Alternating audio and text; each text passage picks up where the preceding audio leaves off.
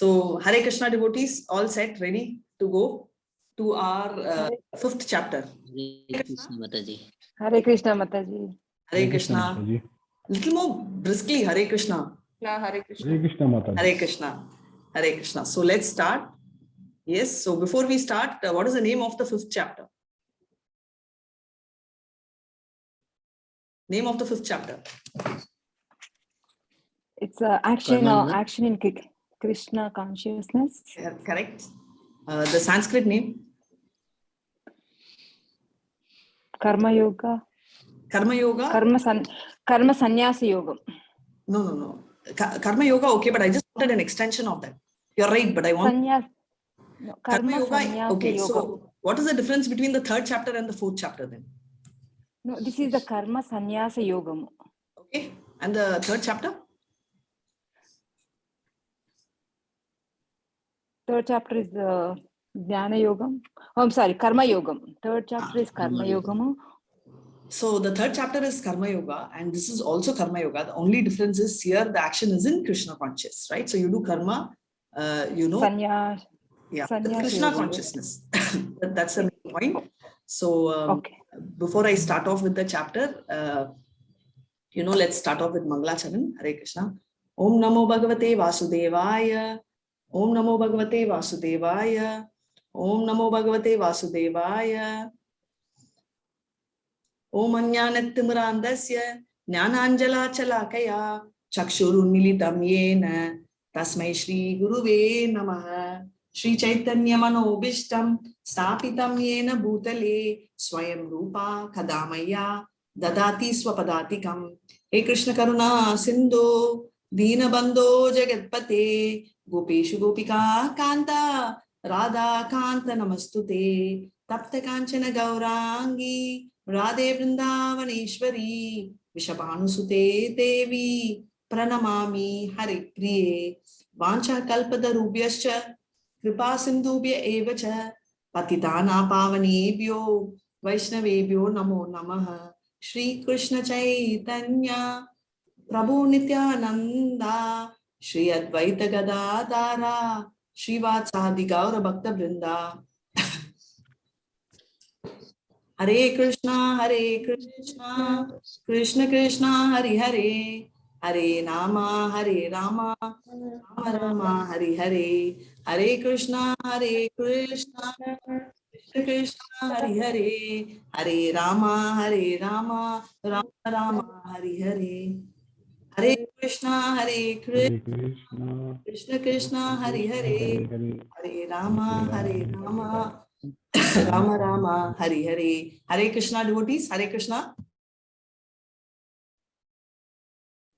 Hare Krishna. Hare Krishna Mataji. Hare Krishna. Right.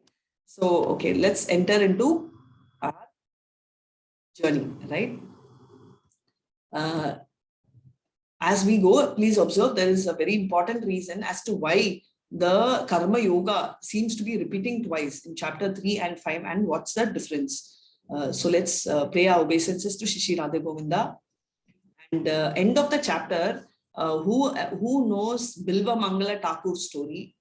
Type in chat. So if we have time, one of you can tell the story of Bilva Mangala Thakur, one part, and I will give the flashback, right?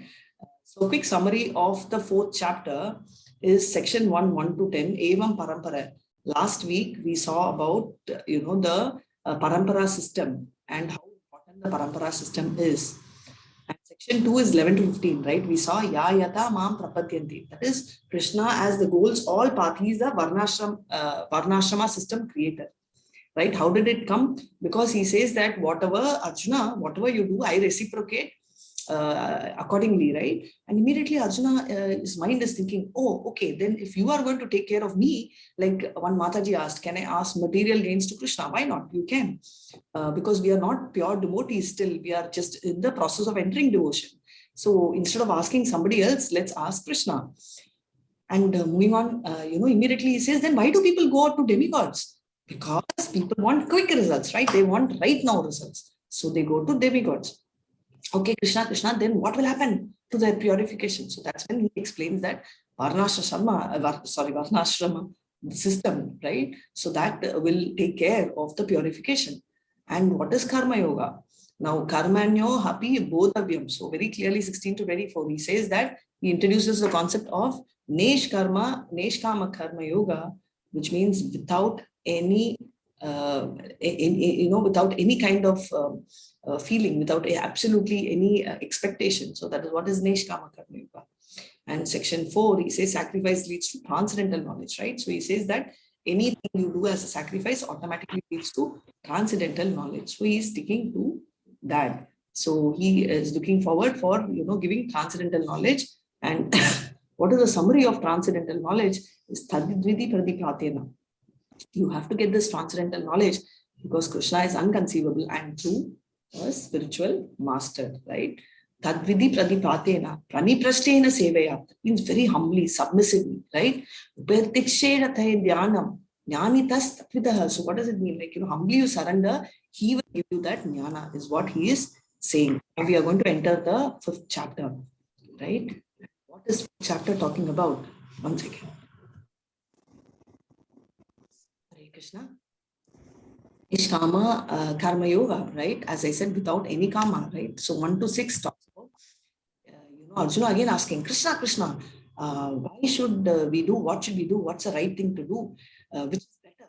Is renunciation because is better, or Nishkama that is working in Krishna conscious, working and giving the fruits to Krishna is better. Which is better, right? So Krishna says that both are good, but this is easier, so more doable. So we're going to see the difference, right, between whatever you were talking, between the Karma-Sannyasi and we who are Karma Yogis who are going to do work in Krishna conscious, right? And what are we talking about? Section 2 talks about 5.7 to 12, how to perform this Nishkama Karma Yoga, right? Theoretically and practically, right? And section 3, between 13 and 16, platform of knowledge, knowing the doers. Who are the 3 doers? Who is actually doing this, right? We are still going to move on in the chapter 4, section 4, between 17 to 26, liberation. How do you get liberated? By focusing on the Paramatma, super soul, and who's going to do that? So that is what they're talking about. So this liberation by focusing or meditating on the Paramatma or super soul is done by not Bhakti Yogis, but one category, and that category we are going to see in detail in chapter 6, but in a short, we are going to have a trailer here called the liberation through Ashtanga Yoga, right? So this we are going to see, which is called the liberation in Ashtanga Yoga. And final thing is the most important thing, the peace formula. Every time we keep asking, right? What do you want? I want peace. I want peace. Okay, so Krishna is going to tell, fine. If you want peace, then I will give you the peace formula. How do you achieve peace? And what is the process of achieving peace? So that particular thing Krishna is going to tell in this chapter. So let's move on to the chapter. Now we already saw the 3rd chapter and 5th chapter, right? Sounds similar. So what is the difference and what is the need? Already Arjuna got clarified in the 3rd chapter. So let's get that into detail before we start. Before that, let's start the section 1. So Arjuna asks again whether renunciating work is superior to working with detachment. Right? So immediately Krishna replies, both are equal in the same sense because the ultimate goal is the same, right? So it's like, should I take the flight or the train to Delhi? Both are good because you'll anyways reach Delhi. But the flight is faster, right? You'll have your pros and cons in the journey, but then the overall time estimate is flight is faster. So is Bhakti Yoga. So he's going to explain, and it is also easier and it is superior, right? So that's what Krishna is telling. And, whoever wants to read, please have your hands raised, and you can obviously swap within yourself as usual. Okay, so who wants to read, please have your hand raised. Now I'm going to start with the shloka. Yes, Arun Prabhuji, Hare Krishna, thank you so much. You can start, and I will start the shloka. Arjuna vacha sannyasam karmanam Krishna punaryogam cha samsasi yakshreya etor ekam tanme bruhi sunitshitam. Hare Krishna. Arjuna said, "O Krishna, first of all, you ask me to renounce work, and then again you recommend work with devotion. Now, would you kindly tell me definitely which of the two is more beneficial? So beautiful, right? So beautifully he's asking. Very nicely, very nicely you're reading, Arun. Thank you so much, Prabhu. Hare Krishna. So he's telling, first of all, you asked me to renounce, right? Okay, renounce work, agreed. And then you're asking me to work with devotion. Very conflicting, isn't it? Because if someone says renounce work, my understanding of renouncing work is inertia. If someone tells, renounce everything, Radhika, then I will not be sitting and taking class. I'll close my eyes. I will not work. I will not go to office. I will not even take care of my family. Because my understanding of renunciation means absolutely nothing. So is Arjuna. He's also confused, right? He doesn't know. He thinks he should not do anything. And he's telling, recommend work with devotion. So therefore, he is telling, again, you're telling, work, you're contradicting, right? You're giving me two opposite words, which are, so tell me ekam, one thing. You remember in the third chapter, it says, ekam vada, tell me one road which I should take. Bruhi sunichitam, right? Confidently, which definitely is more beneficial, right? Now he's understood, okay, but then, tell me definitely which is more beneficial. He's just sticking to that. And so why is Arjuna confused, right? So even though in the third chapter, Krishna's very clearly told, boss, there is no other option, you have to work. But then Arjuna is still sticking the same question. So this is very important for all of you to understand. This is a question which I'll ask you tomorrow, but I'm just giving you a glimpse. So now we are going for flashback. And chapter 1, Arjuna came up with this compassion. And in chapter 2, he gave the jnana. So what is the jnana he gave in chapter 2 to overcome compassion? He gave Atma Yoga. No, that's fine. Jnana is Soul. simple English. What does he say? Your answer is right, Mataji. I'm just expecting the actual words for a. We are not the bodies, we are the souls. Soul is eternal and body is, not. Yes, So- Sunita Mataji, correct. Right. And yes, Prabhu, you're perfect. You hit the nail, on dot.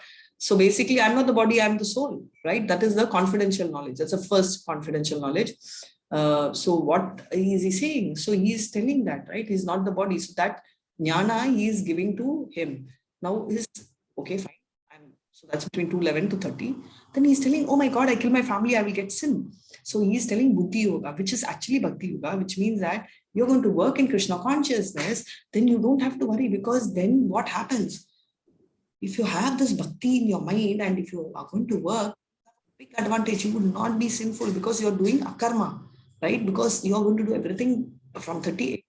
He explains that everything is around Krishna consciousness. So where is the possibility of sin? Because you're not taking credit, right? It's like a military man fighting in the war, right? Now this word Buddhi got me confused. He said intelligence, right? And intelligence means not to fight. That is Arjuna's conclusion of the second chapter. Now, third chapter, he's diving. Okay, immediately he says, Ekam vada, Krishna, tell me one thing. Because intelligence is not to fight. Because according to me, intelligence is fighting is war, is a fruitive activity. I'm looking at the benefit. So according to you, you said Buddhi Yoga. So I'm using my intelligence and I'm running away to the forest. Krishna's telling, no, come, sit down, let me explain, right? So that's how it happens. And then 3.17, Krishna again tells, before 17, he says, no, fighting is important because someone who goes to the forest is called what? And thinks of his wife, his girlfriend, and calls renunciation like me and Mataji told we'll run away during school time. Who is he? What is he? Pretender. Pretender. Super. You guys are making me so proud. Thank you so much. Hare Krishna. Pretender. What is the Sanskrit term for pretender?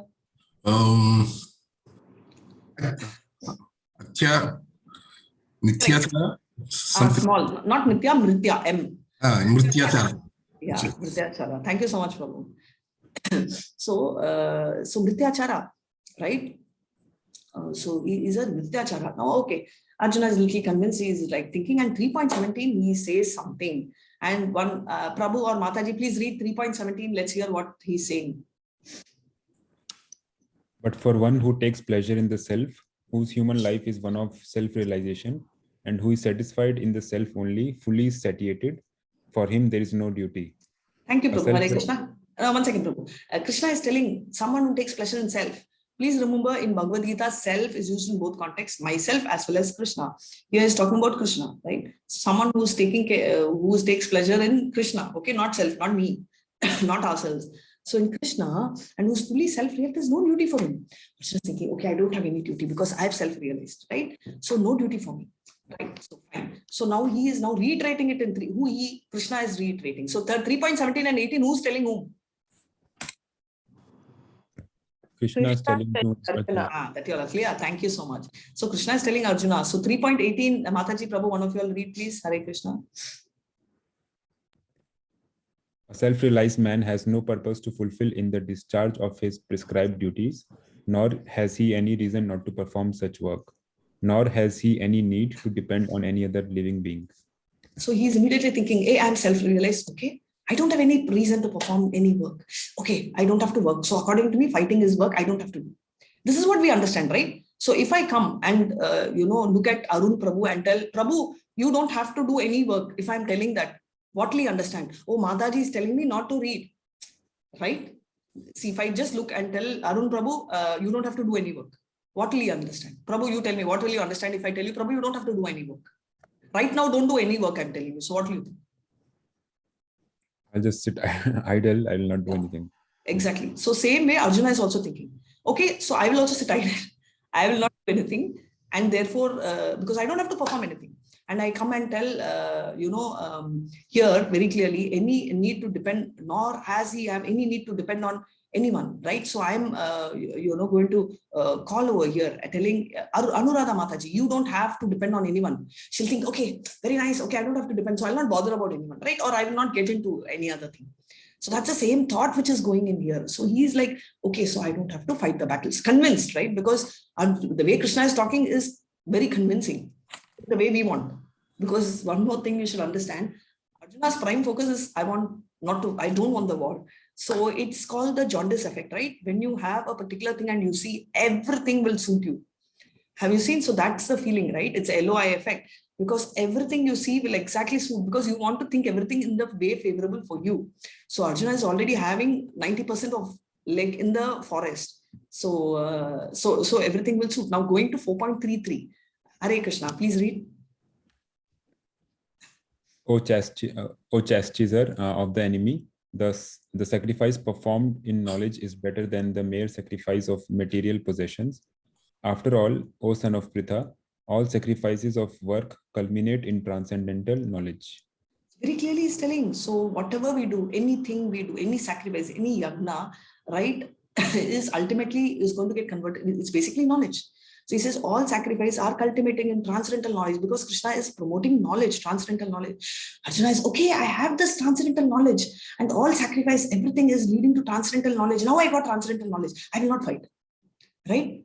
So he's clear. So first time you're telling me, don't work. Okay, I'll not fight. Now you have knowledge. Yes, I got knowledge. So I will not fight, right? Because at the end of the day, knowledge is more important. He's prioritizing that. Okay. So now Krishna is like, if it was me, I would be sweating. But Krishna has the patience to continue. And in 4.42, he's telling, therefore, the doubt which is arisen in your heart out of ignorance, the demon here is ignorance, should be slashed by the weapon of knowledge, right? Armed with yoga, O Bharata, stand and fight. So he's concluding, he's telling, hey, slash the ignorance. Now, Arjuna will catch one word, no, like us. We get one word, especially when we are kids, we'll tell, Mama will tell, Radhika, you can watch TV after you read that. After you read, I will not hear. Watch TV only. Okay, Mama, you told me to watch TV. Okay, you told me to eat chocolate. You told me after. My daughter says that still. Okay, you can take a chocolate after you finish this chapter. Oh, I didn't hear. You told me after. I didn't hear that. I just heard that, you can eat chocolate. Happens for you all? Does it happen? Select Yeah. happens, It's right? like, all of us. It's like whatever we want to hear, we just only hear that part. We just Yes, Prabhu. Absolutely. Whatever we want to hear, only that part. After that, we are not lying. We are very genuine. Only that is heard. After that, we forget, right? I mean, our ears are closed. So very quickly, it's a different way of presenting the same. Chapter 2, Jnana he gives for beating compassion. Buddhi Yoga he gives for beating sin. So again, he says Jnana or renunciation or Buddhi Yoga, he said, right? So working in Krishna conscious, he reiterates and moves to chapter 3. So he says very clearly what should be the duty of a person, self-realized, has nothing. And he heard Karma Yoga through Jnana. So action, we saw this, right? Very complicated. Action and inaction, inaction and action. So action and inaction means somebody like us who's working, right? And looks like as if we are not thinking of Krishna, but 24/7. Look, all of you here are busy working, but then looks like all of you are in inaction, but you're actually taking Krishna conscious, right? So we're all in the central point. But somebody who is renounced may probably go there and think here of so many Matajis and Prabhus. So they are in renounced order, seemingly, but they are Mrityacharas, right? So they are not the right. And therefore, finally, Krishna glorifies transcendental knowledge, which confuses Arjuna, telling, okay, I have knowledge, and he's making it clear, stand up and fight. So Arjuna misunderstanding devotional service is better than mental speculation. We saw the same representation of whatever we've said, right? Whatever we told, it's just a different view, right? The other one was clearer. So yoga. So what are we going to talk about? Karma yoga, action and Krishna conscious, all being constantly make plans for future, right? That's the only thing we do. And I do that so much. I'm sure most of us do, right? I will be boiling milk. I'll be thinking, okay, when do I put clothes in the washing machine? Okay, this office file, what should I do? Next week I'll submit. This is how we're thinking, permanently thinking of future, never living in the present. Thoughts are manifested in action. And repeated action becomes an habit.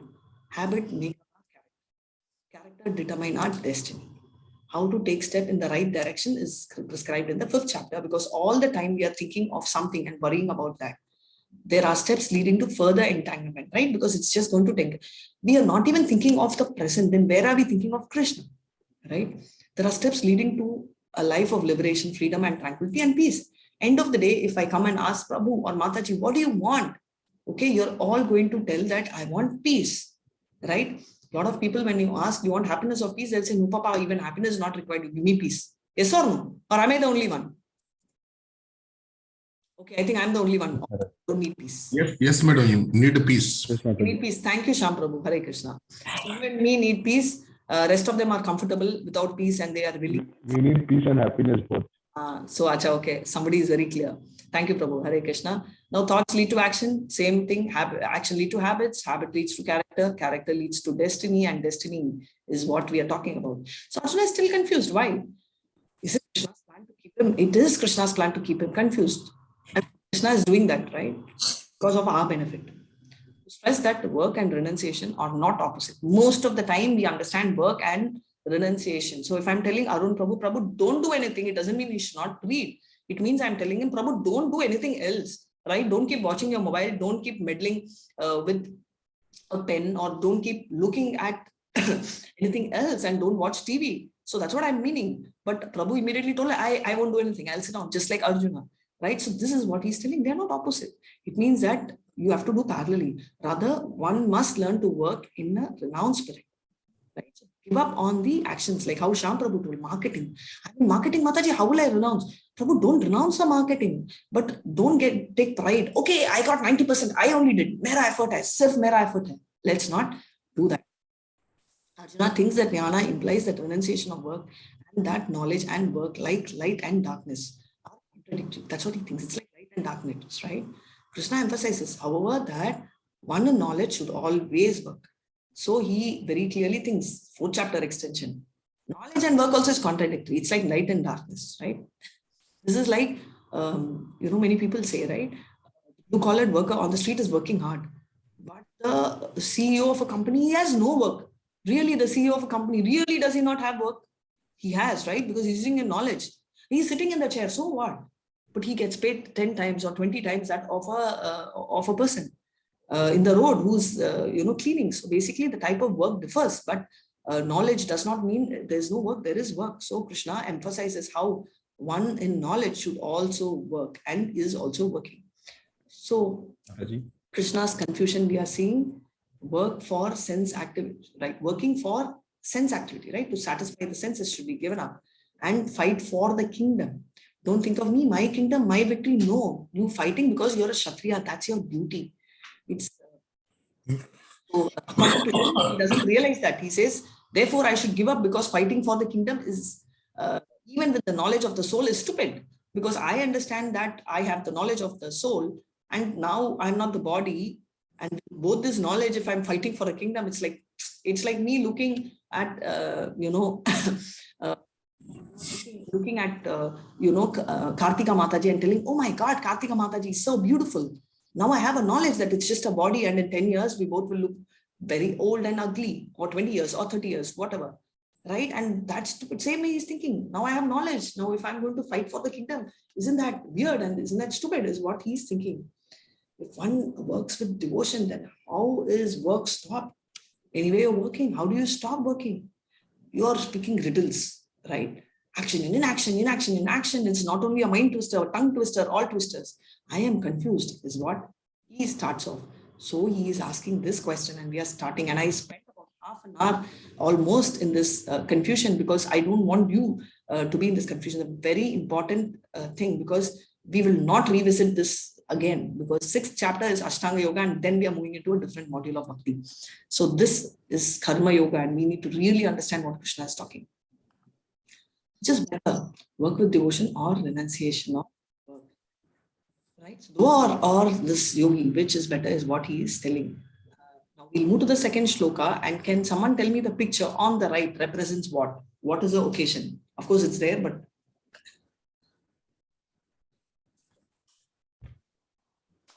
what does the picture on the right represent? While you keep thinking and typing in chat, I'm going to start off with the shloka. Hare Krishna. Shri Bhagavan Uvacha Sannyasa Karma Yogascha Nishreyasa Kharavyubo Tayostu Karma-Sannyasa Karma Yogo Vashishyate.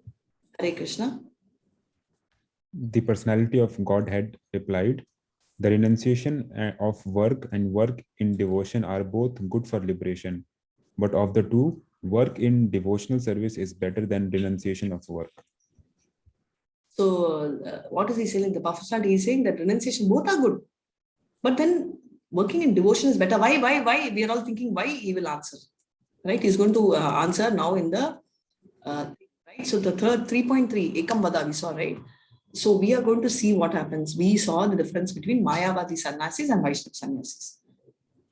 Right? So we are all Vaishnavites, right? And even the ISKCON sannyasis, right? They are called Vaishnava sannyasis. What is the difference?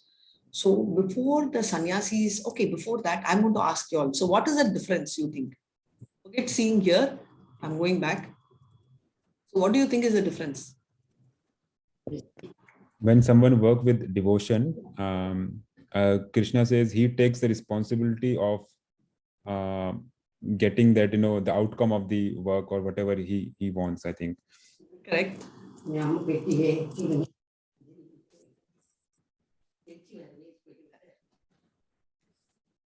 Thanks. Hare Krishna, sorry. Yes, no, fine, Prabhu, but what I'm telling, what is the difference? If I'm asking, difference, one point, tell me. Each one of you, come on, chat is open. What is the difference between a Mayavadi sannyasi and basically a sannyasi and working in devotion? What's the difference?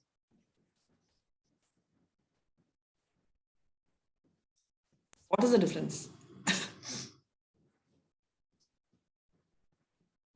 Hare Krishna. Mataji, maybe like one sannyasi, normal sannyasi is like they wanted to get freedom from the materialistic I know you're trying, but your voice is kuch, so I'm not able to hear. Can you hear me? Yes, now it's clear. Thank you so much. Mataji, actually, a normal sannyasi means like he will be getting,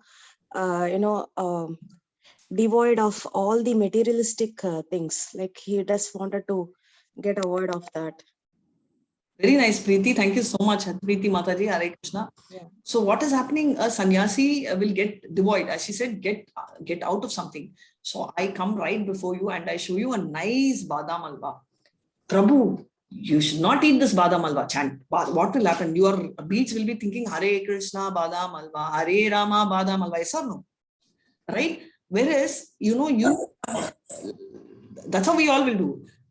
Sannyasi is no better. So therefore, two process. First thing is, mind is like a wind. Very clearly, Arjuna is telling 3.33 and 3.34. Oh, I can control the whole, everything. I can control even the wind, which we can't, but Arjuna, but I can't control my mind. So if Arjuna's position is like that, what will happen to us, right? So therefore, the Mayavati, the sannyasis have to do the purification process first, right? Whereas here, the process itself is purifying. What will we do? Badam halwa. We are going to make badam halwa. We are going to give Krishna and we are going to eat. Right? So the center here shifts from badam halwa to Krishna. You're anyway going to eat badam halwa, you're going to relish. Right? But the focus is shifting. Over there, oh, I should not eat. That is why, like how she said, it should be devoid. Giving up something is very difficult. Adding something is very easy. Right? So if I tell you, okay, Prabhu, you are going to, entire day. Classic example is your, whatever you're doing, you do, just add one more round of chanting. Okay, Mataji. But suppose I come and tell, okay, Govind Prabhu, tomorrow onwards, you're not going to wear red color dress. Or I'll take an easier color for men, blue color. Govind Prabhu will be thinking, blue color. Oh my God, Mataji will not wear blue color for 1 week. Blue color. He may not physically wear, but his mind is fully in blue color. Yes or no? Right? So that is where. So here the purification is automatic. Whereas there, the purification, you have to be purified. So that's a basic qualification. You have to be purified. You have to give up all this, then only you can become a sannyasi. Now here you have advantage, right? Bhakti yoga, you can think of, you have a relationship, right? So let's see point. Needs palaya purification. That is it, right? Simply jnana is insufficient, right? I am knowledgeable. That it's not enough, right? Just jnana alone is not going to help. Whereas here, action is must. You must all act, right? Because you are at the status of the soul. So you're at a transcendental position. Now, risk of falling is very high there because the tendency, right? So someone goes, like we saw Vishwamitra. He had 2 incidents of falling. You had Menaka, and he saw Menaka and he was lusty. Second time he learned, okay, I will not get lusty. So Indra sent one more person. Who is he? Whom did he send? Ramba. Thank you, Prabhu. Very nice. Sham Prabhu, you are speaking so fast as if you were there witnessing, but I really like it. So he sent Rapa. So this time Vishwamitra was very, very controlled. He did not lose lust, but he got very angry. He did not lose. Did he win? Was he successful? He did not go down. Yes or no? Yes. Yes. I just told you, Prabhu, that a renounced person should not get angry. I told he did not get lust, but he was very, very angry. Getting angry, is it allowed? No. Failed, right? First time he failed for lust, second time he failed in the form of anger. So he fell twice. Yes. So therefore, the risk of falling is very high, right? And suppose in your, just like children, right? We tell them, okay, you can eat chocolate, but then after they will fool us. But initially, but later, mama is getting angry, dad will never buy chocolate. Then they will tell, okay, I will wait. Okay, I'm having that chocolate after I finish this, right? That's our mentality. I don't have to give up badam halwa. I have to give it to Krishna and eat. For Krishna does not, but the quantity does not come down, right? Quantity does not come down at all, right? That's the advantage with Krishna, because he eats with eyes, he eats with all his senses work, unlike us, right? So that's the thing. So therefore we are more happy. Okay, I'll give Krishna and then I'll eat. And not only badam halwa, I will keep making even ice cream. I'll make extra. Krishna is not going to eat. I mean, he'll eat, but the quantity won't come down, right? So anybody will do. Even your child will tell, okay, I'll give to Krishna and then eat, right? So that is there. It's an incomplete renunciation, right? Complete renunciation we do because we use everything for Krishna. So I take 1 crore to Mayavati sannyasis and tell sannyasi, 1 crore. No, it's material. I will not touch. Whereas a Vaishnava sannyasi will tell, oh wow, okay, 1 crore, I will build a small temple, right? And at the end of the class, for this example, just tell me Prabhupada and I can give you a story if you remind me. And now 5.4, find the root. They'll be searching for the root. Where is the root? He's not bothered. He says, root, I water the root, right? And how many of y'all, when you're planting a leaf, pour water, and how many of you will dig and see, okay, root is there? Root is there? We don't do that, right? So here we just water the roots. That is the point, because we believe that the small plant which we have bought from the shop is just not the stem and it has a root, right? But here it tests. And 5.5, the process is to detach from matter, like how she said. Mataji so beautifully, Preeti Mataji was telling, right? Devoid of matter. Here it is attaching. Getting attached is very easy. How many people are there in your house? 4 members. Okay, throw everybody in the house and come. Mataji, what are you telling? How is it possible? My husband, or husband's Prabhu will tell, only 1 wife I have, that also you want me to throw. Mataji, what is this? But if I tell Prabhu 4 members, can you also accommodate 1 Krishna in the house? He will tell, sure, definitely. So will she. Right? So we're just adding Krishna. Now here there's no happiness. So dry, right? So somebody comes and tells, I have stomach pain. I tell, oh, no good, no problem. Don't eat anything. You'll not have stomach pain. Is that a solution? So there's no happiness. Here it brings happiness. The process, we always tell, right, the journey and the destination. I am traveling, I am going for a holiday, but what do we remember? Not just the destination, but the journey, right? Wow, the journey was so good. I got onto the train, and a window should be open. And, he's first, one bhajiwala came, and then, the toy came. Do you recall? When I tell childhood, you may not even remember where you went, but you will remember the journey. Yes or no? I thought when I told everybody I've gone, I understand you all have gone to the journey. Please come back here. We are in Bhagavad Gita. And tell me, did you enjoy the journey? Yes, Mataji. Yeah, so the journey important, right? So the process, so therefore that itself is very happy, gives you a lot of happiness. Senses are restricted here.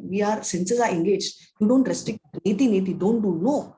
We are just engaging our senses. Eyes for Krishna, ears for Kirtan, nose for smelling the flower, eating prasad, right? We are not restricting. You will. Mayavadi sannyasis may get into Krishna conscious, but many births, right? This is like taking the train, and this is like the flight. And it's like stairs, and this is like escalator. He studies Sankhya philosophy, right? I'm not the body, I'm the soul. He studies so much of Sankhya philosophy. He will study only Srimad Bhagavatam, because we talk about Bhagavad Gita, which is a song of Krishna, and Srimad Bhagavatam, which talks about people who have experienced this and who have followed this route. Sharira Kabasya or Vedanta Sutra, right, by Shankaracharya, he says, again, we are not talking about the commentary by anybody else. We're just talking about Srimad Bhagavatam, which is a natural commentary of Vedanta Sutra. And finally, they may even fall into philosophy. Too much philosophy, they read, forget sannyasism. They will get into altruism. Okay, I will not think of God. I will think of charity. Manav Seva is Madhav Seva. No, Madhav Seva is Manav Seva. How?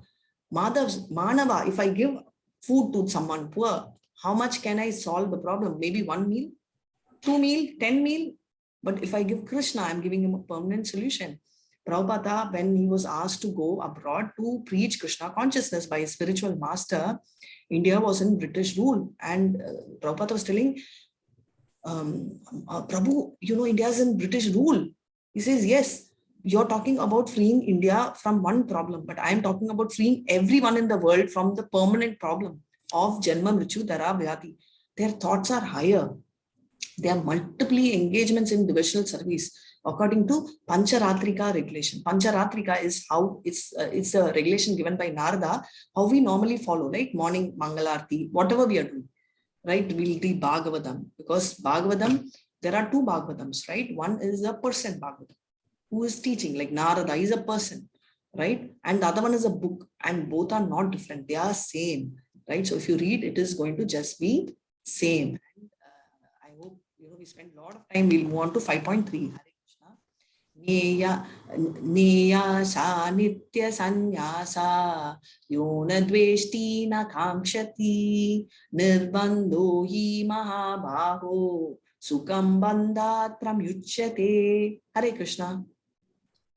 One who neither hates nor desires the fruits of his activities is known to be always renounced. Such a person, free from all dualities, easily overcomes material bondage and is completely liberated.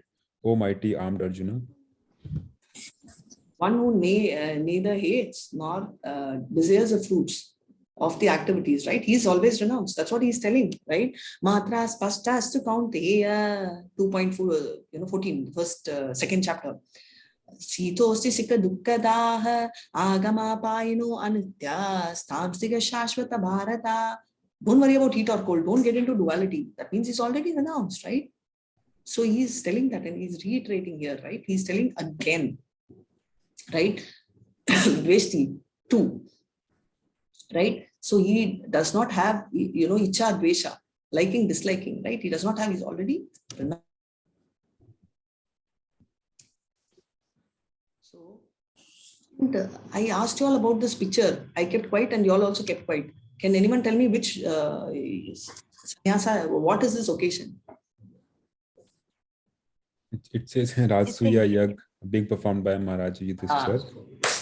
When before the war, Indraprastha was handed over to Yudhishthira, but Yudhishthira wanted, the guest of honor, what we say today, Krishna as a to be worshipped, and universally everybody agreed, right? So this is the yagna, and this is when they behead Shishupal also. So that is the instance.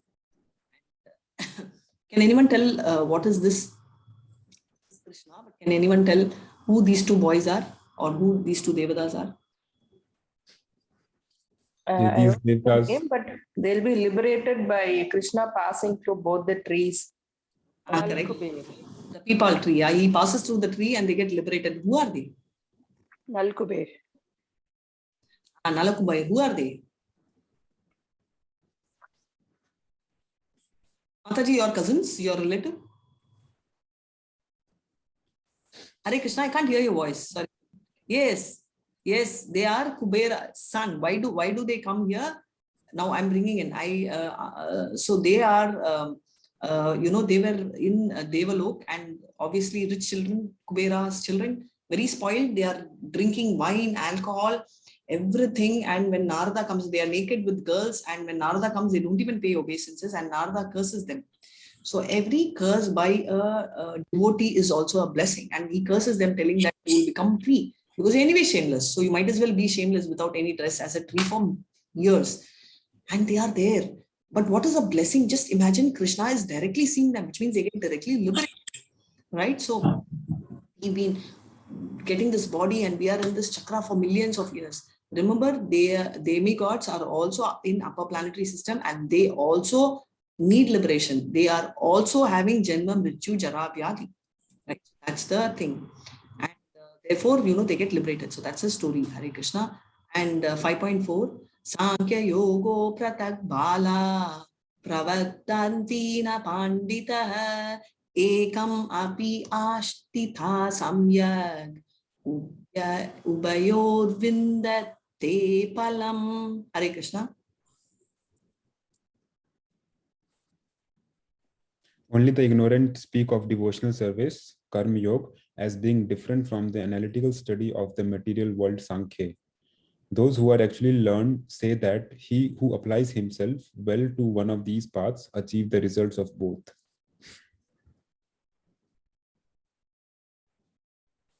So very clearly, what he's telling is these two, right? Whatever we are telling is not different, right? Whether it's Karma Yoga or what we just spoke, right? Or Sankhya, analytical, they are not opposite direction. They are the same because you understood. We need jnana. That is why Bhakti Yoga is the middle chapter, 6th chapter. The first is karma and the last is jnana, right? So they are not contradictory to Bhakti. They are complementary, right?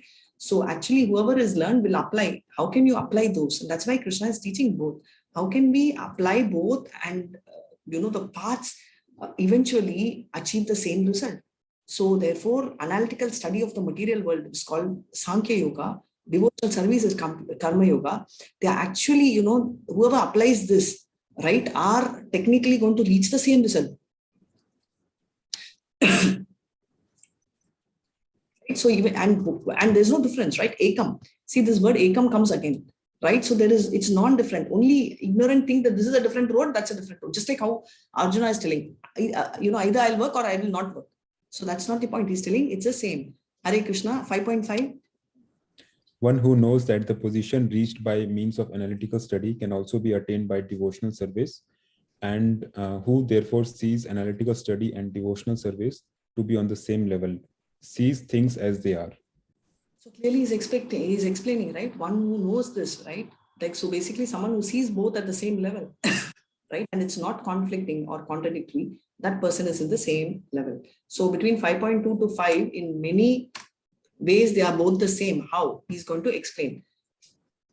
Both commonalities between both we are seeing. They neither hate nor desire foods in both the cases. Both are free from dualities. Both of them aim at liberation.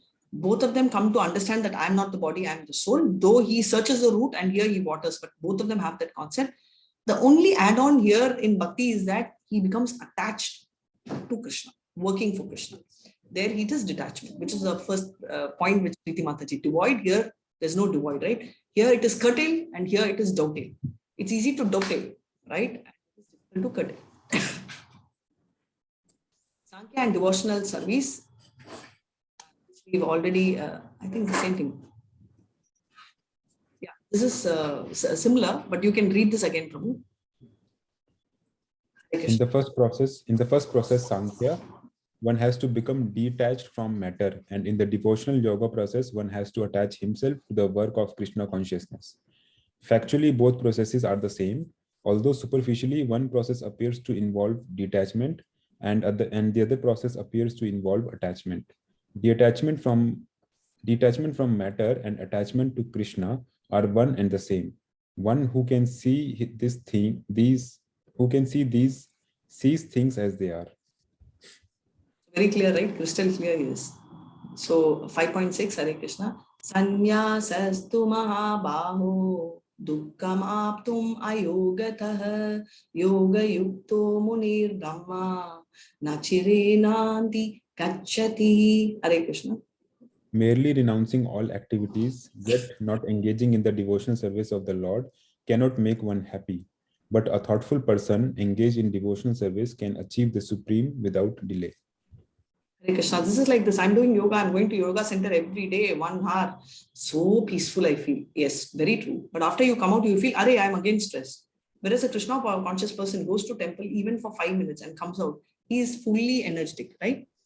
Fully energetic. See, so tell me, you all of you, there are half a, so many of you all here, right? Half a century team here. In the morning, you get up at 6 o'clock and sit and 1 hour you listen, right? You won't be here. Nobody is forcing you. Nobody has told you, hey, you should come here, right? And it's not easy. As I said, 6 o'clock class means you have to get up probably at 5:30 at least, right?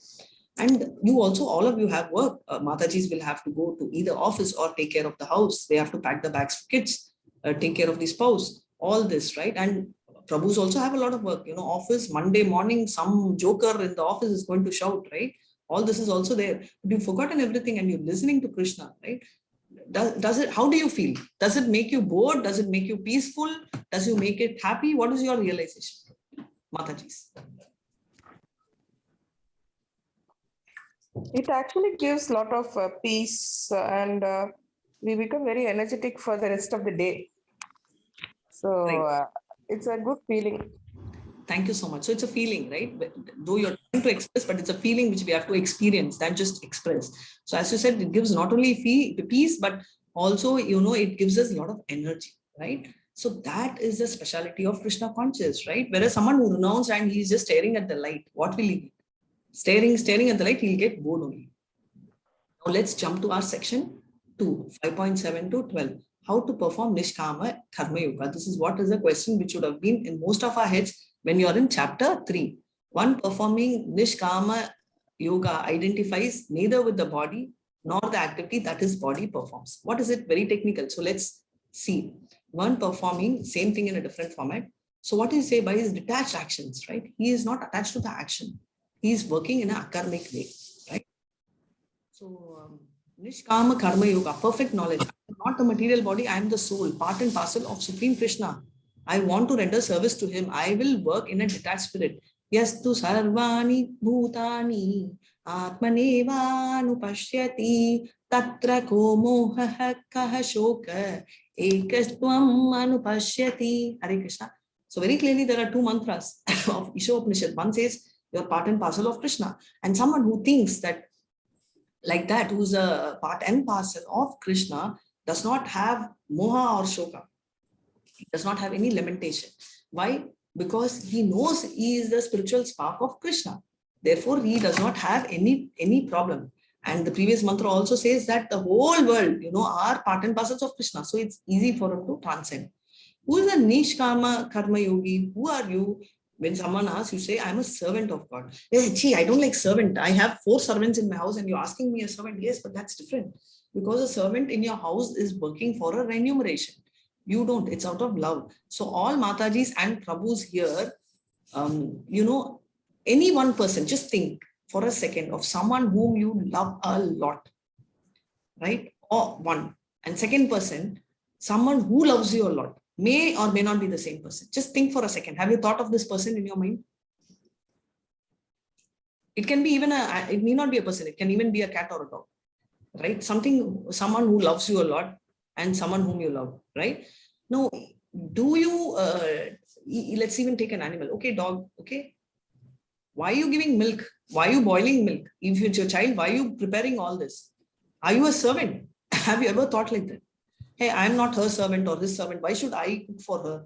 I am not the, why should I make coffee or tea for my husband? I'm not a servant. And Prabhus, do you ever think, I'm not a servant for my family. I slog for 12 hours a day for my wife and children. Am I a servant? Right? Trying to be an ATM machine. You may think you're an ATM machine giving money, but you don't think you're a servant, right? Because you don't realize, because there is this factor of love. But the word servant in our understanding means, oh, servant, I pay money and she works. No emotion. Yes or no? Yes. Right? So there is service. So service, there is no love without service. If you go and tell, your wife, Prabhu, I love you so much, I'm not going to work. I love you so much, I don't want to go to office. I love you so much, I'll just sit here and stare. What will your wife tell? Oh my God, don't even love me. Yes. Right? Please stop loving me, right? Because love becomes pressure. So love means service, right? You can't fall. Every time there is this word, right? I fell in love. How can you fall in love? Right? It's an English word, but you don't fall on something which is positive. You go up, right? You don't, I studied well and I failed. No, I studied well and I passed, right? It's a very rare thing. It's very conflicting if you tell I studied well, yet I failed. That's an opposite thing. So this is what it is. So you are showing love means you have to show service. This is what we're talking about. Why are we talking yourself servant? Servant is the highest. So anyone feels low about Hanuman? Anyone feels, gee, Hanuman is the servant of Rama? Has anyone thought like that any time in your life? No. Why? He's a servant only, huh? He's so elevated and He is a bhakta of Rama. So now you are coming to the point. He's a bhakta, he is elevated, so it's fine. Yes. So we are all convinced that Hanuman is greater than us. But we don't want to, but when someone tells us servant, they call me servant, some part of our mind will tell this. We will not admit, we will not agree, but first time, because I had this feeling, servant, what is this? Servant of Krishna? I want a relationship, not servant. Right? But understand this is not servant, it's servitorship. It's a servitor, it's a relationship. So it's a highest. I want to reiterate because some part of our head will always have that little stigma because we are used to material world. The material stigma is stronger than the spiritual stigma because we're just entering spiritual life and all our years, not years, all our janmas we've been practicing material stigma. How do you work? I work hard with sincerity, dedication to my best of ability. Okay. What do you wish to do with the results? I hand over to the God. So why am I telling to? Now this is to answer Shyam Prabhu. What do I do marketing? How will I work? So you will work hard. You will work sincerely. You will work dedication to your best of ability. There's no doubt on that. And what work do you do? Whatever work is delegated. So Kshatriya means he has to fight. So Arjuna has to do that. So for you, marketing is your job allocated to you. Please go. And somebody is a teacher here. They will go. Doctor, things halfway through surgery. Oh my God, ahimsa. I will not hold the knife. I will not cut the person and he drops. What happens? It becomes imsa. Right? So that we should not do. So you delegate. So every doctor who does surgery does not think, what if the person dies? No. They will always tell, any doctor will say, I have done my best and I leave the rest to God. Right? Even though he is so educated, he doesn't say, I have done the best. Don't worry, your patient will be through. No. Right? So that is the thing. What do you do with the results? I hand over to Krishna. So, Prabhu, so marketing 90% when you achieve, just think 1 second of Krishna. That means you are in the right path. Perfect? Yes. Thank you. Krishna consciousness and bodily consciousness in 5.12. Steady devotion of the soul offers the result to me, right? Steadily devoted soul. So if you're very steady, you offer the results to Krishna. Others are greedy. So what happens? Krishna provides for the need, but whoever thinks of their greed, land actually bleeds, right? Others are greedy for the fruits and therefore they get entangled. So this is like this. And Prabhu, what product do you market? May I know? Myself, Mataji, Shyam Prasad.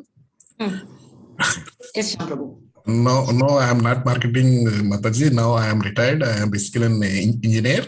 And No problem. But when you were working, what were you marketing? No, I am not in marketing. You were not. Okay, then I got mixed. So somebody else, some Prabhu told me marketing. I am the projects, building the power plants. Okay, so I'm going to take an example of a banker. Any banker here? Anybody working in a bank? No banker? Sunita Mataji is trying to talk, but I'm not able to hear you. No, I used to work. So That's fine. So you used to work where, Mataji? I used to work at HSBC. Okay, very nice. So I also worked in HSBC sometimes. Oh, wow, nice. Hare Krishna. Nice. So you see a lot of money there every day, right? I was in the back end, so I No, used doesn't to. matter. You would have still, Yeah. you would have still seen money. Money travels everywhere, and our eyes also sees money. Every day I used to see money, though I was not a cashier ever. Okay, and during break I used to go and see all foreign currencies, have a look. Though that's supposed to be our job, but the main idea is more than the job. You have interest. Such as seeing currency is so nice. So many times we'll be short of money in our purse. Yes or no? It's not 30 days we are always loaded. Yes, yes. So can you just take some money and put it? No, no. No, Why? that's We'll come back and give it next day. I'm just short. I'll give it replace. No. No. So that is what is the difference. So therefore, same here, right? This is everything around us is Krishna's property. It's just like how a banker cannot put money in the pocket even for a single day. Anyway, in the material world, we are putting it in our pocket. But think of Krishna when we are putting. So at least you know he is the rightful owner. Isha Vashamidam Sarvam Incha Jagat Yam Jagat Tena Tiktena Bunjita Magritaha Kashyas Viddanam. Very clearly, Isha Vasha principle, first mantra says Krishna is the proprietor. He is the proprietor, and we are only going to be beneficiaries. He is the only beneficiary. We are only going to get borrowing from him and living. If we accept him as a proprietor, we will not have any challenge. One who works in devotion, whose pure soul, and he controls his mind and senses, is dear to everyone. How? Very true, Prabhupada. Can you tell me anyone in this group who hates Prabhupada? And everyone is dear to him. He also considers all of us dear. Though always working, such a man is never entangled. He was constantly working 24/7 at the age of 69. He went in a cargo ship and then with 40 rupees, Indian rupees, had 2 heart attacks, right? Constantly working. And imagine that was British time. So you know the kind of trauma in India. And he went to US and he was standing and right outside a shop also in a park and doing Sankirtan for 3 hours without expecting any results. Do you do that? Yes, you do. Now, February, we are having 18 days registration. I'm going to forward this link and you're going to forward. Anytime do you think, oh, what do I get? How many people will join? If I'm going to forward this to 100 people, do I get some money, or will Krishna give me extra bumper offer? Will Krishna give me, in spite of retiring, will I get some money? Or is Arun Prabhu thinking, okay, will I get promotion? No, that's called Nishkama Karma Yoga, right? You are forwarding without any expectation. You are doing an action, but you don't have a personal calculation. What do I get in it, right? So that's a specialty. And Prabhu, 5.8 and 9, please read. Hare Krishna. Yeah, Mataji, one question. I mean, with this, we don't, when we forward, I think the only expectation that we have is that, okay, this will do good to the others. Although it is not for us, we are not expecting anything for ourselves, but it will do good to others. But there is still some expectation that it will actually do good for others. Yes, so Prabhu.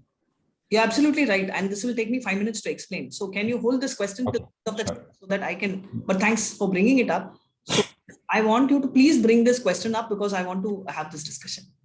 Hare Krishna. Sure. One who works in devotion, who is a pure... No, that I read, Prabhu. The next one, a person. A person in the divine consciousness, although engaged in seeing, hearing, touching, smelling, eating, moving about, sleeping and breathing, always knows within himself that he actually does nothing at all. Because while speaking, evacuating, receiving or opening or closing his eyes, he always knows that only the material senses are engaged with their objects and that he is aloof from them.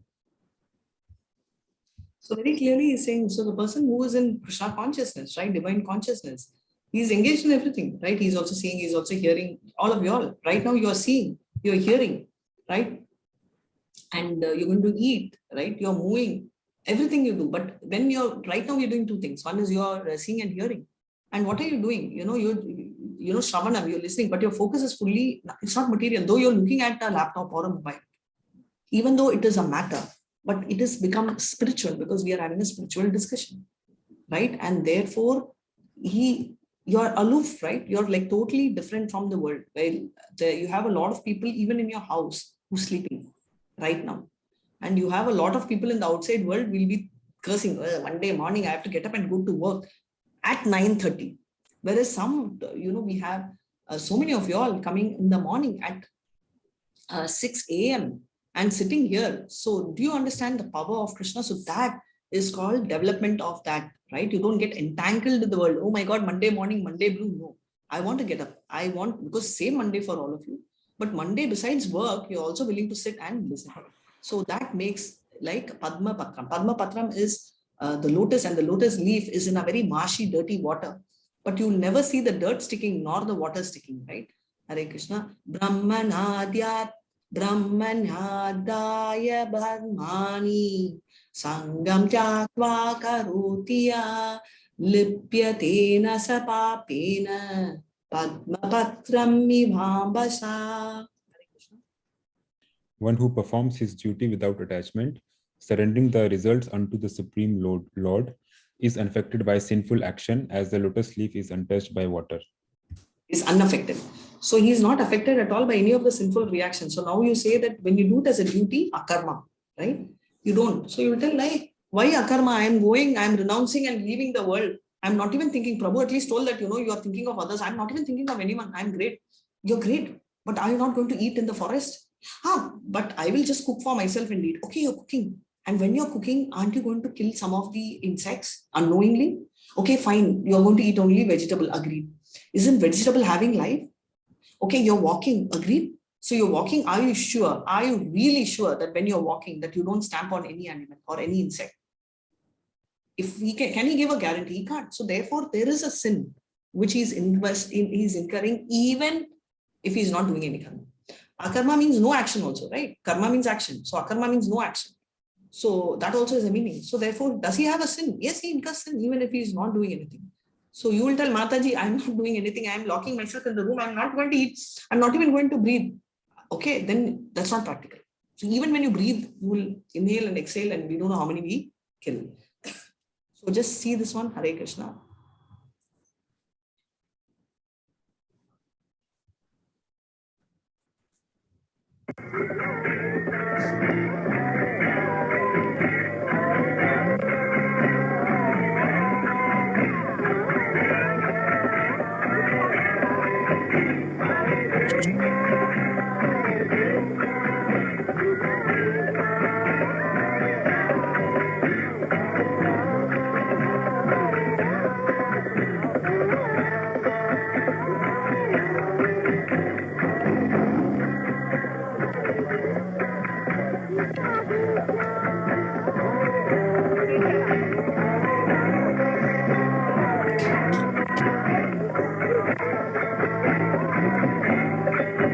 And so you can see this is who the hippies.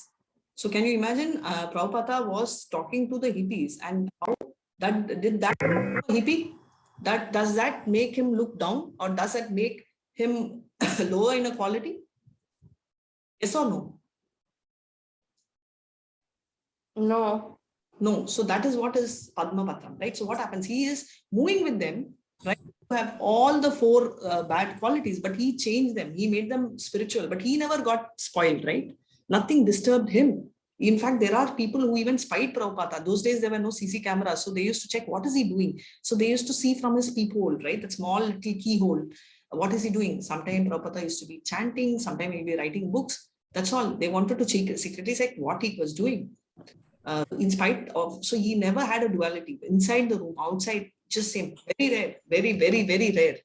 Right? To have something like that. And let's move on. Hare Krishna, Bhagavad Gita 12.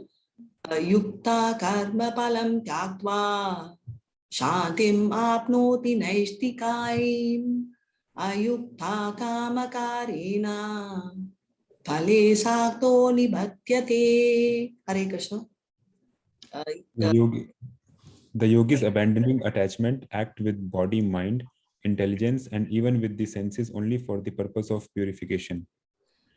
So the yogis are abandoning all this body, mind, everything, right? Only for the purpose of purification. So that's what yogis do. And let's continue what I just read.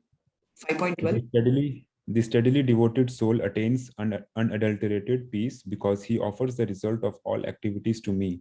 Whereas a person who is not in union with the divine, who is greedy for the fruits of his labor, becomes entangled. So very clearly he says, right, a steady devotee attains unadulterated peace, right? He is having, this is a peace formula, right? Shantim, that's what we want. He offers the results of the activities to him. So, right, whereas a person who is not in union with the divine, he is not. So what happens? He becomes very greedy and gets very worried. A lot of anxiety. One more example I will tell you. COVID uniformly has affected everyone, right? You can't tell, okay, COVID is only in in one part of India, which is only in Bangalore and Delhi. Chennai is not, no, not only Chennai, the entire world which we are living in, right? Now, what is the feeling? The same effect. Everyone are in the same problem. Everyone are going through trauma. Every one of us are having fear. Every one of us are having business issues or job issues. And living to sit in the same house, which is a bigger issue, right? Imagine when you see someone for 2 hours, it's very pleasant. But now we are seeing the same person, same family, 24 hours. But how did somebody else handle it differently? And why? How is it somebody did not? There were some people who committed suicide, some went into depression, some had heart attack. Whereas many of us were engaged in Krishna consciousness. But all those who are engaged in Krishna consciousness did not feel the pain. Even though we got COVID, we were comfortable. Comfortable means not physically, but mentally we were comfortable. We were at peace, right? Shantam. So that makes a difference, right? So that is what is an unalloyed devotee. A devotee, if he dovetails with the divine, then, you know, he is not greedy and he is not having anxiety. But when you try and detach yourself from Krishna, what happens is the anxiety shifts to you. This is a very beautiful story of Nirga. And if you do not know the story, put in the chat, I will tell at the end. Otherwise, I'm going to jump the story. I think I already told the story, but you might have to tell me. Yes, Abhishek, you're right. Working in devotion purifies our past activities and helper. And that's why so many years of sin, that, you know, the beej and the seeds, kutam, which is like a bag, everything it purifies. Okay, I'm getting a message. Hare Krishna. Okay, Ananya, if you can find a 5-minute video, just put. There are 2 videos which I forwarded, so you can send. So, yeah, the 2 minutes video you can play. Thank you so much, Hare Krishna. Not now, after the session. So, Nirga's story, if someone can, someone knows, you can let me know. Otherwise, I'm just going to move to the section 3 tomorrow, right? Today we did a lot. So, tomorrow is a very important session. Maybe I will end with the story so that will have a good impact. So, just tell me quickly if any of you know the story or you don't. Bilva Maharaj. Bilva Mangala Thakur story, I'm not going to tell, Prabhu. One of you all are going to tell. But before that, there is Kling Nirga story I wanted to know. You all know? No, ma'am. Huh? No? Okay. No. No, okay. Kling Nirga is someone who is very important in the story, because you will understand this concept of akarma. Every time deep in our mind, and many of us agreed that Vikarma we don't want. That we are clear. Vikarma, what do you, okay, tell me the 3 karmas first. Quick revision. Karma, Karma, akarma, vikarma. Vikarma. Okay. So anyway, none of us wanted Vikarma, right? We want to get rid of Vikarma. That we are clear. We don't want sinful reaction. And Prabhu also very sweetly has messaged in the chat that, like Abhishek Prabhu has messaged that, you know, past karma, we will get rid of. So nobody wants that. So that we are clear. Now all of us will tell, I'm doing good deeds. Okay, why do I not have credits for that? So this is the story of King Nirga, who is an altruist, which means he does a lot of charity. Anyone asks for charity, he will never say no. And he's very good. He was not siding adharma. So I know when I tell charity, your head will go to Karna. But Karna was siding adharma, but King Nirga was not siding adharma. He was such a sweet soul. Right? Now, every year, you know, every time when he does, so he had a lot of credits. How? Because every time there are specific days when you do credits, the credits multiplies, right? So what are the specific days? One is that Ekadasi days and all that, right? So basically, when you, instead of, when you do 1 cow, it's equal to like 1 lakh cow, that kind. So there, that time he will go and give 1 lakh. So you can see that his credits were like a huge bunch of crores, right? Crores of credit. So he was taking a lot of this, good credits, pious credits. So he is going on and doing such things, and nobody could beat him. And there was one day when he was giving away cows. So when I say cow is completely jeweled cow, right? A lot of jewels, gold, silver, ornaments and all that. So he was giving this one cow to one Brahmana fully decked up, and he was giving 1 lakh cows. So on that day, what happened is when he was giving away one cow which he gave to a Brahmana came back to the donating crowd list, and it stood. So accidentally, unknowingly, he went and gave away the same cow to another Brahmana, right? Now tell me, is it a crime? He didn't do intentionally, right? Correct, agreed, right? Ho sakta hai na? Accidents do happen, yes or no? Yes. Yeah. So he didn't. So when both the Brahmanas fought, right? When I hear the story, and he gave an offer, you know, what was his offer? He says that I will swap. If you take back this cow, any one of y'all, whoever does not take the cow, I will replace with 10,000 cows. Now tell me one thing, will we grab it or not? I would have grabbed it. Looks like I'm the only one who will grab. The balance, none of y'all will take that offer? Yeah, it's bumper offer. Yeah. Thank you so much, Full Mataji. offer. Yeah, so, right. So, but that time Brahmanas are not keen on, they don't have the greed, right? Not that we have the greed, but still, you know, we are in Kali Yuga, right? So this is our normal style.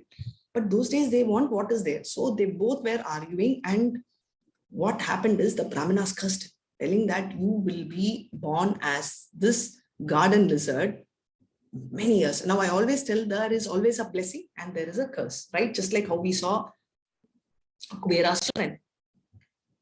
So here he was a garden lizard many years there, and what happened so beautifully is, you know, that he did one service. Someone had come and asked for money for a temple, and he had given one punya he did. And Krishna is waiting. Anyone does one small thing, he will grab it. He will not leave, right? So he grabbed it, right? He wanted to liberate it. So now his kids and his grandchildren were playing, and immediately they told, oh my God, ball fell here and there's a huge lizard. And you know what happened? Immediately Krishna comes and touches him, and he becomes he gets liberated. So the curse also becomes liberation. How? Because of not the punya he did, but just because of that one spiritual divine activity he did.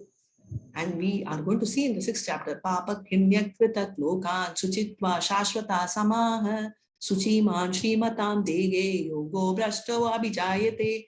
What is this meaning of this? We'll see next week. But having said that, what he's saying is even little credit, like how all of us have bank balance, but something happens to us in the next Janma, will that bank balance get carried forward? No. But all of us have this punya balance, right? We are all listening to Bhagavad Gita. Touchwood, we don't go to Goloka, Vrindavan, and we come back here and live with Cham Prabhu, another Janma also. Then still what we will do is we will start the journey from that level. We will not be in zero. We will start wherever we have left as a percentage. That's a specialty. So this one now tells that if he had done everything around Krishna, if he had told Krishna Panam and given, all the charity would have gone. So any sin which he had done in the process, so-called sin, he would have not had the reaction, right? It would have got nullified. But since he got credit, right, for everything, and then there he becomes karmi. Good activity, following the Veda, but he's a karmi. All the punyas he did by selecting the day, time, and everything went in vain, right? That is why it is very important that you do good karma, and even that karma you give to Krishna. Vikarma definitely no. So it's better to become karmic, akarmic, rather than be a karmic with good punya, because here you are controller. In akarma, Krishna becomes a controller, and he knows how to drive, just like chariot driver. Arjuna is a Gudakesha, so he can, and Sabyasachi, he can also drive and fight in one hand, but he didn't do it because he wanted Krishna to drive the chariot. We don't have a chariot, we have our car steerings. So let Krishna control our car steering, not just when we drive our car or bike, but also when we are driving our lives, right? So this is a story I'm spending time, because this made me understand what Vikarma and all that is, right? So I hope you enjoyed this session, and running late 7:15. So this one, I'm going to just give an intro for this, and we can do this in depth tomorrow, because we'll be still having time to cover. Section 3 is doer. There are 3 people involved, and I just wanted to give it a thought and tell me the answer tomorrow. One is the Jivatma, which is a soul. Another one is a Paramatma, super soul. And Maya Devi. We know all this, right? And of course, the body. Now, who is the actual doer, right? Who is doing? Is God doing? Is the Paramatma, that is the God as Paramatma doing, or am I the Jivatma, who's a spirit soul, am I doing, or is the Maya Devi doing everything, right? Because this is what is addressed in 5.13 to 16. Hare Krishna. So this today's session, I will stop. I want you all to give it a thought, sleep over it tonight, and tell me tomorrow whatever you feel. You don't have to go refer. We are going to discuss this, but just from who do you think is the person who's actually doing this action is what we are going to start off from tomorrow. Hare Krishna. And before that, anyone, Bilva Mangala Thakur story, one part, would you want to tell today? Yeah, Mataji, I can. Sorry? Yeah, I can tell the Bilva Mangala Thakur story. Yes, Prabhu. I recently learned from level 1. Yeah, tomorrow I will continue. So you're going to tell. Prabhu, can I put your video on, or you have to put makeup so you will be off? Okay, I'll put my video on. Yeah, so I can. Yes, Prabhu, just 1 second. I'm just wondering why I am not able to make you. Yeah, you're a co-host. I'm just thinking I'm not able to get your picture. But I've turned on my video. I know. Yes, now you're done. Yes, Prabhu, please go ahead. Hare Krishna.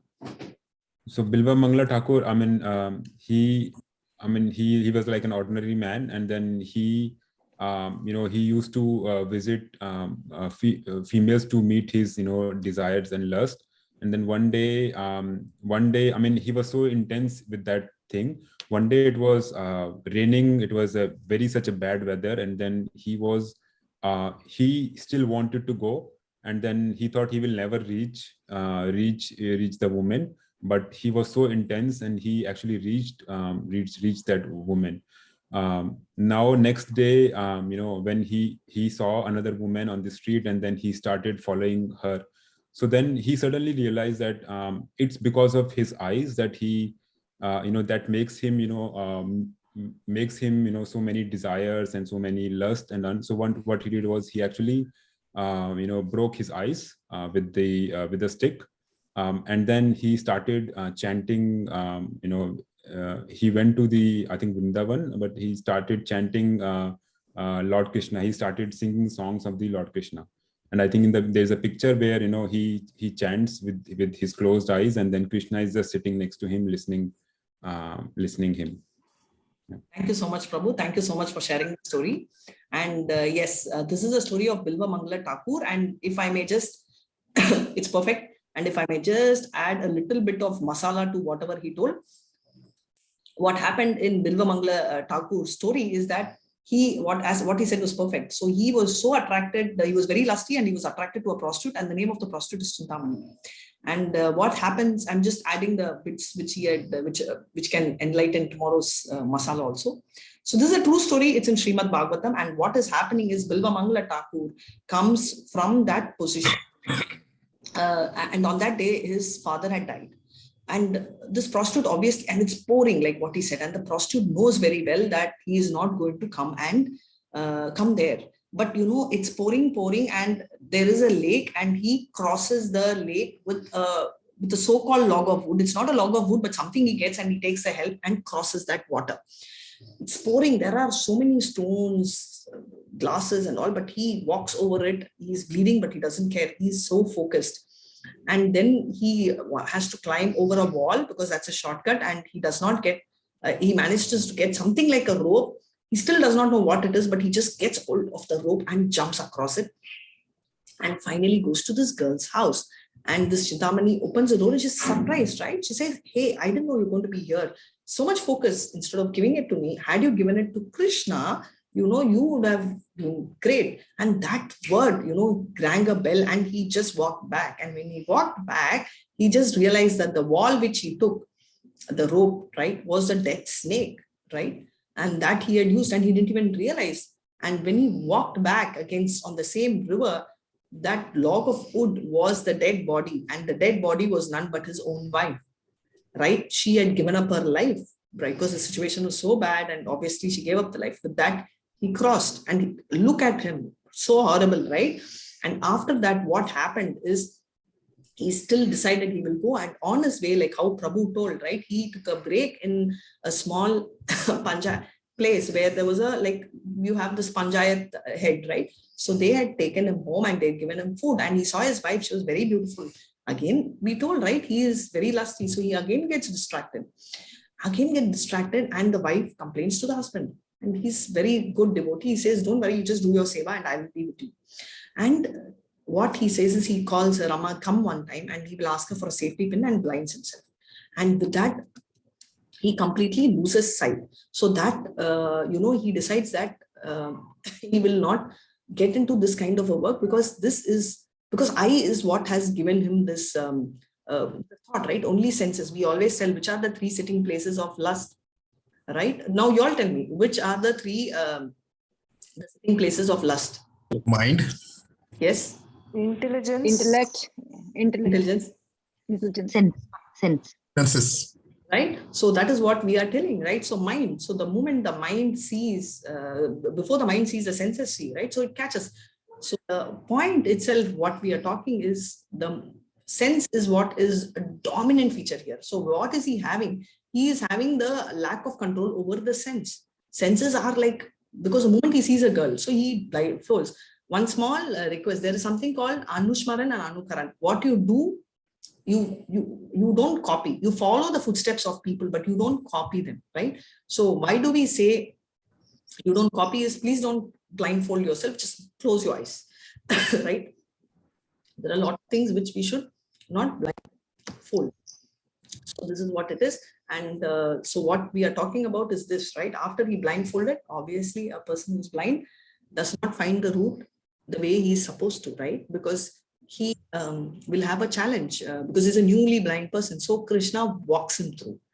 You see, he dances, he sits with him. And when he is comfortable, when Krishna, he leaves his hand and he goes, Bilva Mangala Thakur says, hey Krishna, I know you're going to leave me and go. I know you're leaving, and that's what you're thinking.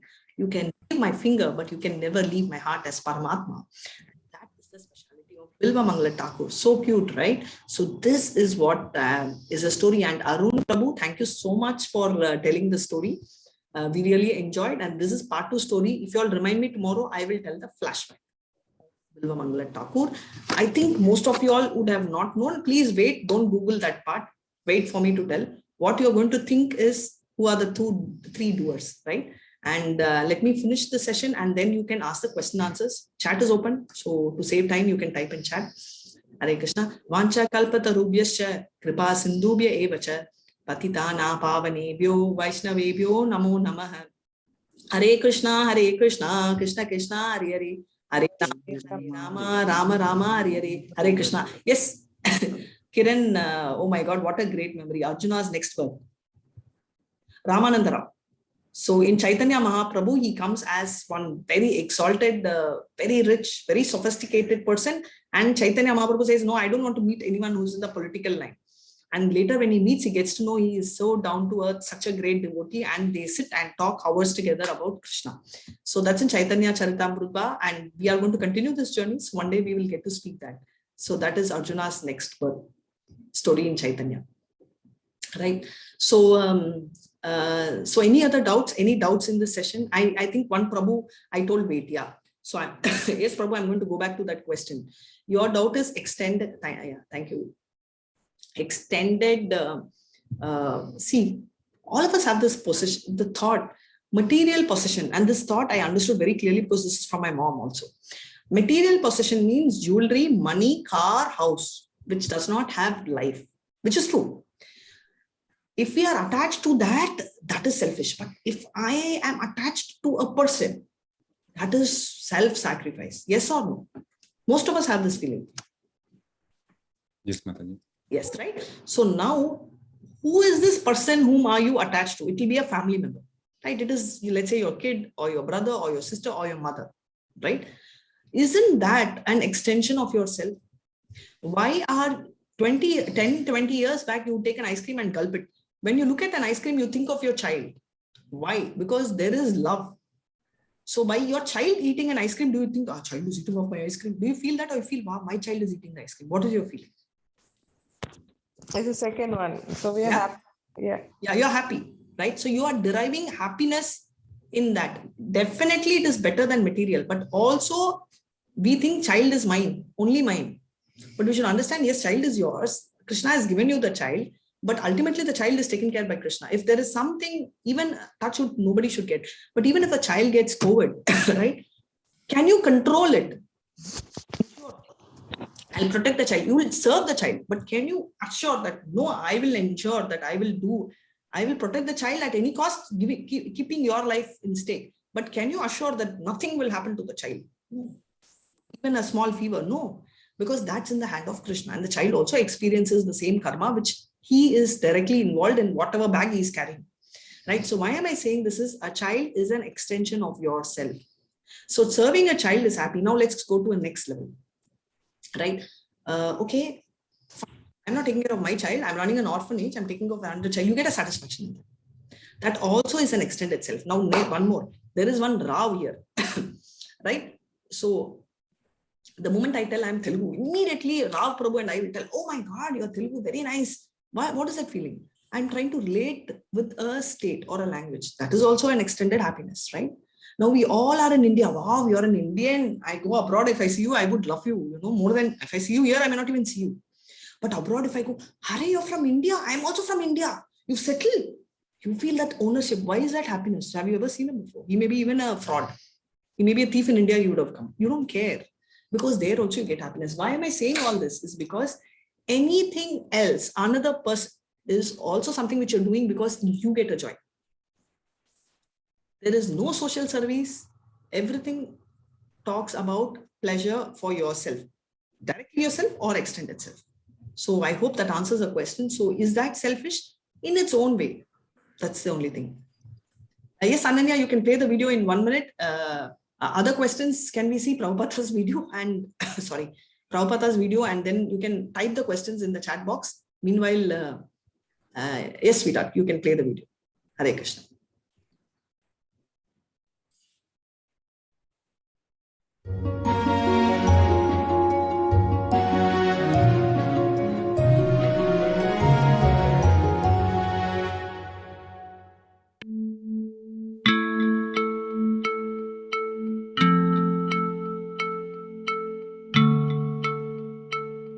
We think we are enjoying, but we are suffering actually. And because we cannot understand what is suffering, suffering there is, sometimes we come to understand, but we are accepting this suffering as enjoy.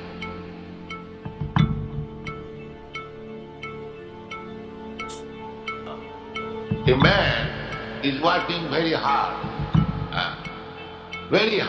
whole day.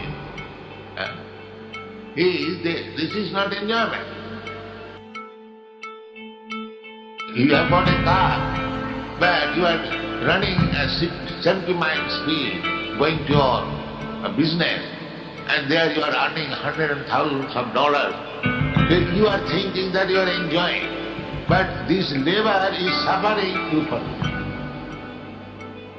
And in order to forget this suffering, then I take to wine, take to this, take to that, to forget this suffering. So actually we are suffering, but we are accepting it as enjoying. This is called illusion. Anyone who is very much sensuous, very much attached to sense gratification, they are called demons. And those persons who do not indulge in sense gratification, but utilize this body or this life for God realization, Krishna realization, they are called gods. There are two classes of demons and gods. Those who are engaged in God consciousness, they are not God but godly. We are criminals within this material world. Therefore, our only business is how to get out of this house and go back to home, Because this human life is meant for this purpose.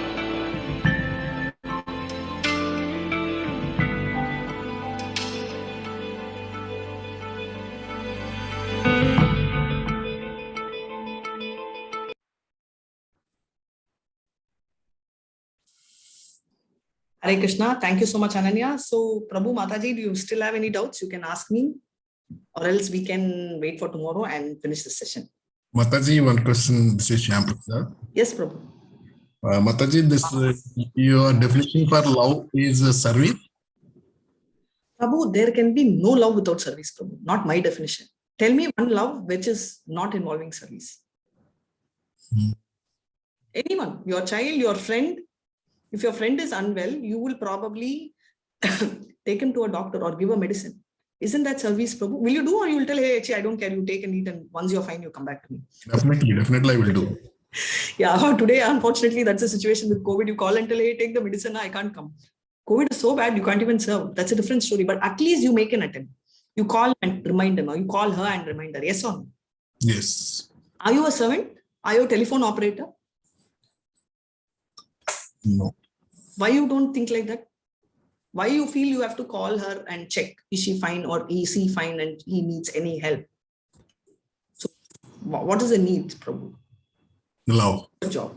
You're not a secretary, but you're doing it. Why? Because you're doing, you don't realize it's service, but you're doing it because you're concerned, because there is love. Whichever way you tell, ultimately you're serving. Right? And regarding this work, there's still a lot of confusion there how to work. That very clear. We have to work with devotion, not with attachment, not with the renunciation. In the renunciation, we cannot renounce completely. That is why it is not good. But whereas in work with devotion, we have the we can renounce everything and we can attach with Krishna and detach with the material world. This is what in my mind. Is it correct, Mataji? Prabhu, no one is telling you to renounce anything. All we are telling is chodna nahi hai, jodna hai. Bring Krishna in everything you do. That's all. So any activity you do, you're just having Krishna as the focus. It's more to do with the mind. Any guy who's working, and the guy who's working in Krishna conscious will look the same. He will also get up, he will also take bath, he will also brush his teeth, he will also eat breakfast and go. But the difference is the guy who is thinking of himself will make breakfast and eat and run. The guy who's thinking of Krishna conscious will also make breakfast, but before eating, he will have the mind. Here he will tell that I want to eat breakfast. Here he will think I have to make breakfast for Krishna. And he will give Krishna, and then he will take the food and eat. He will spend probably 2 seconds extra, but he's constantly in the mood. So Krishna consciousness is not about acting in a different way. It's about acting in the same way with the mind involved in Krishna. That is the difference. You understand, no problem? I try to understand afterwards. I will again, because anyhow, one thing also you told you should not worry about that destination. You have to focus on the journey. What is that actually means? Yeah. So I'm not telling we should not.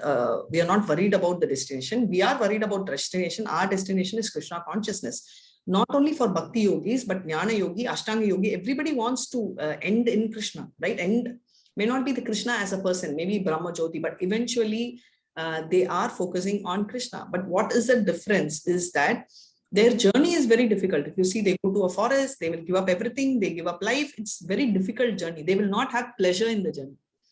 The result is fine. Whereas for us, right, we enjoy. Like a student, right, you have 2 ways of teaching. You can dump the book on the child, lock the child in a room and tell, study this. Or you can go sit with the child, open the book and tell, hey, you know what, this is what it is. Hey, this is what happened. You tell a joke, you cover the same portion, which is more entertaining, which is fine for the child. You will get the same result. Both the child will get first rank. Okay, but the child will have a relationship with you, right? It's a journey. The child will feel happy. It will not even feel happy about getting the first rank, but it feels happy that you are there. The mother is sitting, the father is sitting. He is there for me. He is helping me. And you crack a joke and you make it more bubbly, right? Why do you do all that? He has to study. That's his duty. Why are you sitting? Is that your job? May or may not be, but I'm just saying. Right? Because you want to get that relationship. So Krishna consciousness is a relationship which you're building. Right? And when you meet Krishna, it will come out. But in yoga sannyasi, what you do is you give up on everything, including the relationship, and you go and only meditate. I meditate, right? And I will reach Krishna. Both reach Krishna, but there is bliss in the journey. There you will get bliss at the end of the journey. But here you are enjoying. That is why I told, end of the day, the journey is also important, not just the destination. Yes, Hare Krishna. If a child has got first rank and if there's an interview and the child tells, I don't know anything, I did not see the light of the day. My mom, I used to speak for 2 minutes, and my dad, I used to speak for 1 minute. Is it nice? She's lost her childhood, right? That's what you would say. But a child says, yes, I got the first rank, and my dad taught me this, my dad got me this, and my mom gave me this. She used to get up in the morning at 3 o'clock with me. See, for example, I can relate that because my brother used to study late. And he used to sleep at 12, and my mom used to I used to get up at 3, but my mom used to manage both. My mom used to sleep at 12 and get up at 3. Now, did she do, and this is not just in my school days, this was even during my MBA days, right? And my memory today is not about what I read, but it's about the fact that my mom stayed up at 3. Not that she's going to sit and teach me an MBA or when I was doing computers.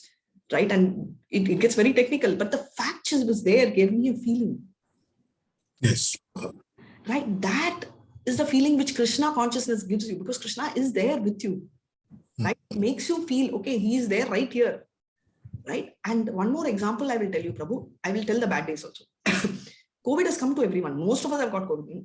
Right. So I just noticed that I'm someone who's scared of everything, Prabhu. I am scared of even heights. So a friend of mine told, hey, what height you're not scared of? I said, anything taller than me, I'm scared. So that's my standard.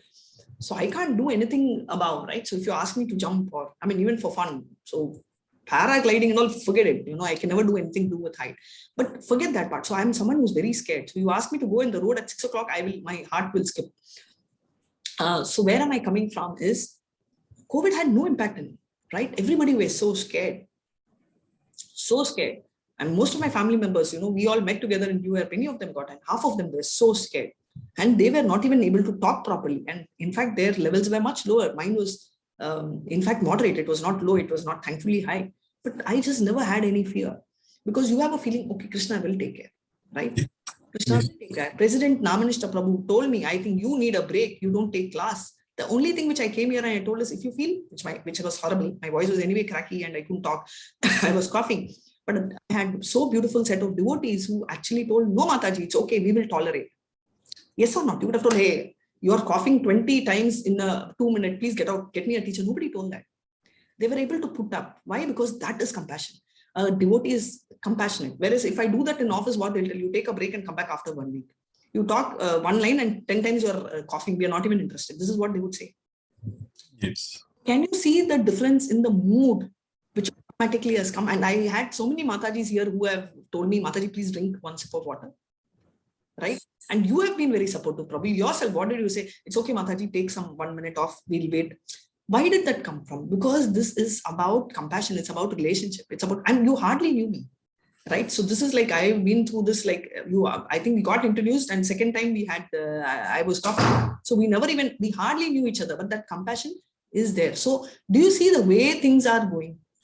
Whereas if it's office, what would we tell? Who is asking her to work here? As if we can't manage. Can't she take a break? If she will always come, because if she believes that, if she's not there, nothing will move. This would be the attitude, right? But here, nobody told that. Nobody even thought that. Because we just saw today, Prabhu, what you think comes as words and actions. But every message I got, every call I got said, Mataji, please take care of your health. We are praying for you. We want you to be fine. And thankfully, prayers are answered of the devotee. Right?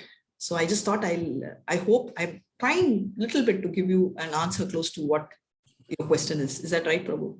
Yes, Mataji. Thank you, Mataji. Thank you so much, Prabhu. Hare Krishna. Hare Krishna, everyone. Please, my request, forward the 18 days February to everyone, and please do your quizzes, right? Hare Krishna, everyone. Continue chanting and let's. Hare Krishna, Mataji. Today is Monday, so tomorrow with the 3 doers. So you will come back with that answer. Hare Krishna, loudly once, and I'll end the meeting. Hare Krishna. Hare Krishna. Hare Hare Krishna. Krishna, Mataji. Hare Krishna. Hare Krishna. Hare Krishna. And thank you so much, Arun Prabhu, for telling the story. Hare Krishna, and remind me for part 2. Hare Krishna. Hare Krishna.